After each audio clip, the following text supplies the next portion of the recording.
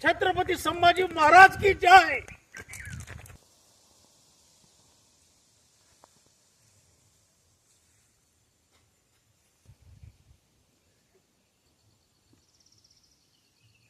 राजे राजे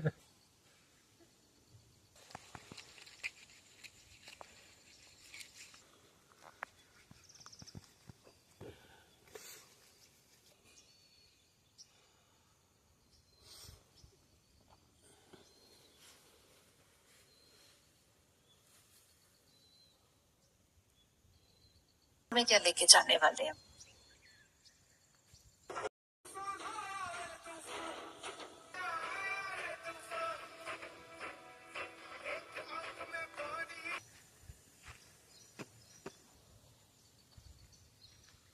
हो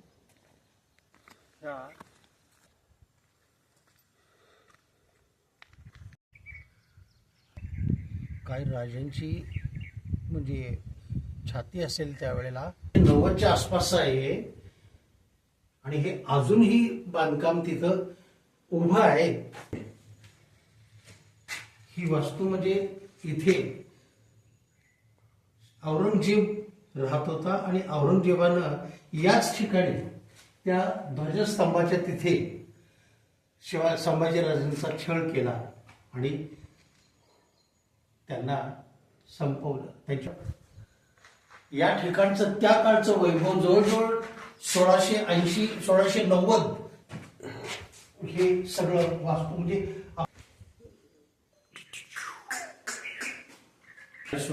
अक्षरशः रडलो ध्वजस्तंभाच्या जवळ।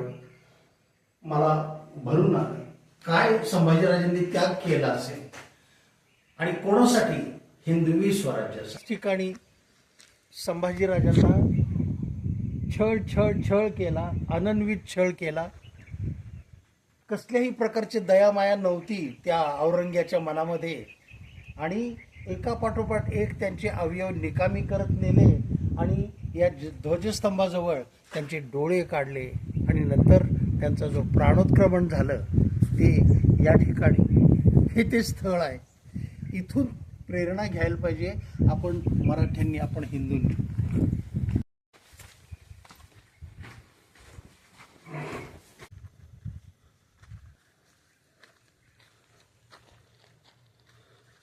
पात्र आहे तिकडं फक्त ती दुभंगली आहे का, मध्ये बेट आहे काय? संभाजी संभाजी संभाजीराजे भाजी संभाजी संभाजी राजे। तटबंदी दिसते, तटबंदी पावित्र्य टिकवायला पाहिजे है ना। अक्षरशः भीमा आणि चंद्रभागा वा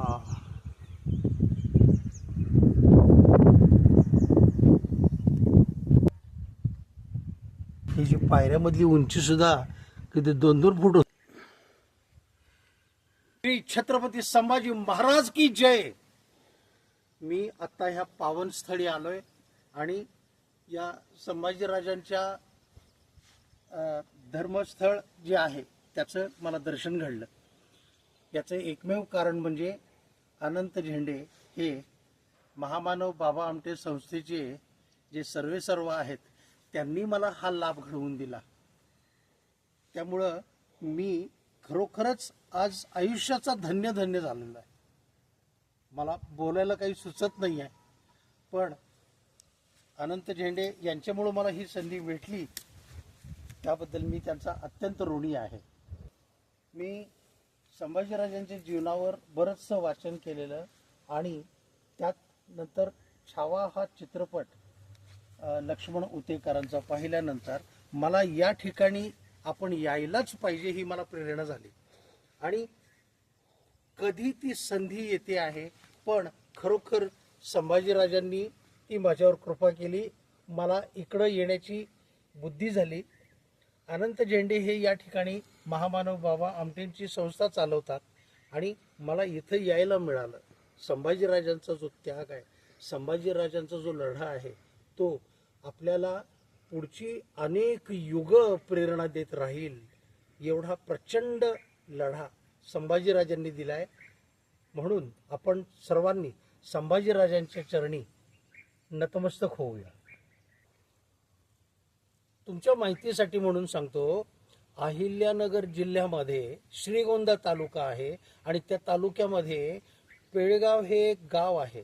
त्या ते गाव भीमा नदीच्या तीरावर वसलेलं आहे आणि हे जे स्थळ आहे हे इथं येण्यासाठी तुम्हाला कसल्याही अडचणी येत नाहीत. तुम्ही जरूर इथे या धर्मस्थळाला भेट द्या आणि इथे या ऐतिहासिक स्थळाची स्मृती तुम्ही तुमच्या मनामध्ये आयुष्यभर जतन करून ठेवा. श्री छत्रपती संभाजीराजे महाराज की जय. मंदिर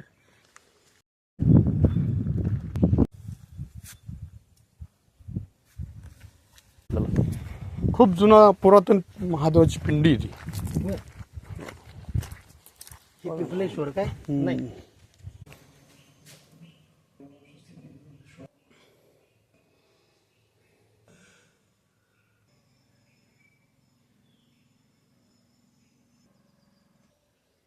ओ शंभो शिव शंभो शंभो शंभो. शिवाय ओम नमः शिवाय ओम नमः शिवाय. हे माझ्या नशिबात होतं आणि आज मी खरंच भरून पावलोय असं मला वाटतंय. झेंडे यांचे मी मनपूर्वक आभार मानतोय आणि मी अतिशय भरून पावलेलो आहे. धन्यवाद धन्यवाद धन्यवाद. छत्रपती संभाजी महाराज की जय. श्री छत्रपती संभाजी महाराज की जय.